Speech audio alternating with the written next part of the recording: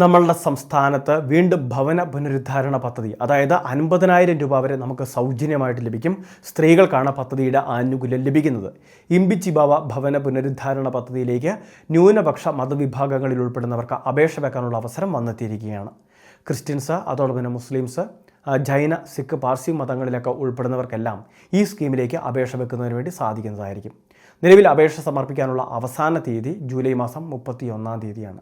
അതുകൊണ്ട് തന്നെ അതിനു മുൻപ് തീർച്ചയായിട്ടും ഈ അറിയിപ്പ് എല്ലാവരും ഒന്ന് ശ്രദ്ധിക്കുക.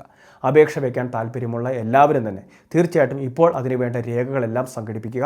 അതിനുശേഷം അപേക്ഷകൾ അതായത് ജില്ലകളിലുള്ള ന്യൂനപക്ഷ ക്ഷേമ ഓഫീസിൽ നേരിട്ടോ അല്ലെങ്കിൽ തപാൽ മുഖാന്തരമോ എത്തിക്കുന്നതിന് വേണ്ടി ശ്രദ്ധിക്കേണ്ടതാണ്.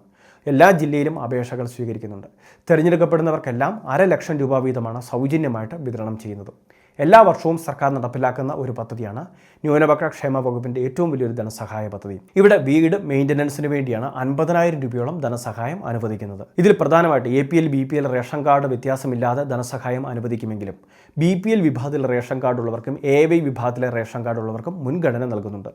സ്ത്രീ ഗുണഭോക്താക്കളായിരിക്കണം അപേക്ഷ വയ്ക്കേണ്ടത്. സ്ത്രീ ഗുണഭോക്താക്കൾ എന്ന് പറയുമ്പോൾ BPL വിഭാഗത്തിൽ ഉൾപ്പെടുന്നതോ അല്ലെങ്കിൽ APL ആയിക്കോട്ടെ, എങ്കിലും അവർ വിധവകളായിരിക്കണം, അല്ലെങ്കിൽ നിയമപരമായിട്ട് വിവാഹബന്ധം വേർപ്പെടുത്തിയവരോ അല്ലെങ്കിൽ ഭർത്താവ് ഉപേക്ഷിച്ചവരോ ഇങ്ങനെയുള്ളവർക്കാണ് ഇവിടെ ഈ ധനസഹായം വിതരണം ചെയ്യുന്നത്.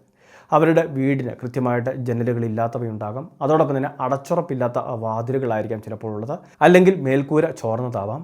ഇനി ഇലക്ട്രിഫിക്കേഷൻ വർക്കുകൾ, സാനിറ്റേഷൻ വർക്കുകൾ, അതോടൊപ്പം തന്നെ മറ്റ് തറ മെയിൻ്റനൻസ് ചെയ്യാത്ത മൂലമുള്ള ബുദ്ധിമുട്ടുകൾ, അങ്ങനെയുള്ള വിവിധ തരങ്ങളിലുള്ള പ്രശ്നങ്ങൾ നമ്മളുടെ വീട് നേരിടുന്നുണ്ടെങ്കിൽ ആ വീട് പുതുക്കിയെടുക്കുന്നതിന് വേണ്ടി ആവശ്യമായിട്ടുള്ള മെയിൻ്റനൻസ് ചെയ്ത് അടച്ചുറപ്പുള്ള ഒരു സുരക്ഷിത പാർപ്പിടമാക്കുന്നതിന് വേണ്ടിയാണ് ഈ 50,000 രൂപയുടെ സഹായം അനുവദിക്കുന്നത്. ഇത് തിരിച്ചടക്കേണ്ടാത്ത ധനസഹായമായതുകൊണ്ട് തന്നെ ഈ ധനസഹായത്തിന് തീർച്ചയായിട്ടും അർഹതയുള്ളവർ 1200 സ്ക്വയർ ഫീറ്റ് താഴെ വിസ്തീർണമുള്ള വീടുള്ളവരായിരിക്കണം. ആ വീട്ടിലേക്കുള്ള അപേക്ഷകളായിരിക്കും പരിഗണിക്കുന്നത്.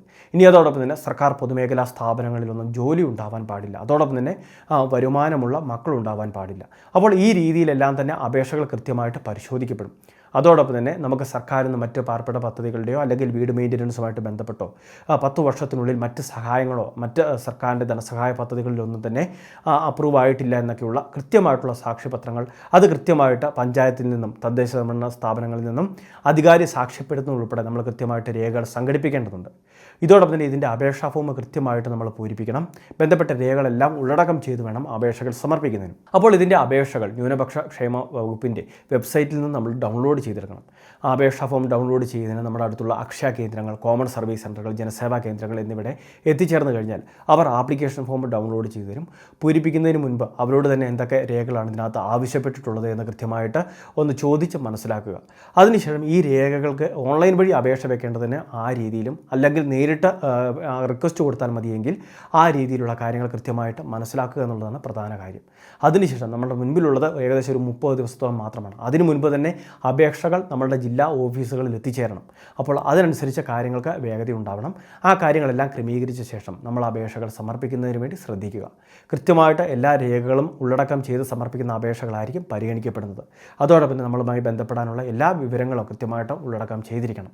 അതോടൊപ്പം തന്നെ നമുക്ക് മുൻഗണന തെളിയിക്കുന്നതിന് ആവശ്യമായിട്ടുള്ള എല്ലാ രേഖകളും ഇതോടൊപ്പം തന്നെ അറ്റാച്ച് ചെയ്യുന്നതിന് വേണ്ടി ശ്രദ്ധിക്കുക.